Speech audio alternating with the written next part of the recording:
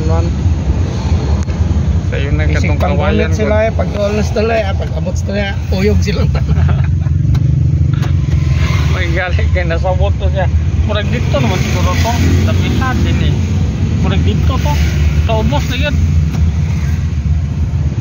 Guys, bibo kayo ang Pulangi River guys. So, kaya na yan sila pasundayag karon gakit-gakit ni guys. So, na dito guys. So, gakit. So, ara dito guys. Aning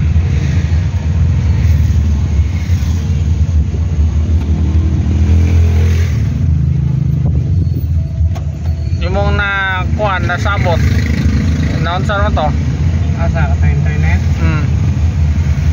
pumunta na nagpila ka po kaonon tuwan tam niya bay ka tong isa tag tuwan yang baligya sa yang kuhan Manila lagi katong isa to 3 pero pumunta na kong sir dong kuhan ko na to digit ko na to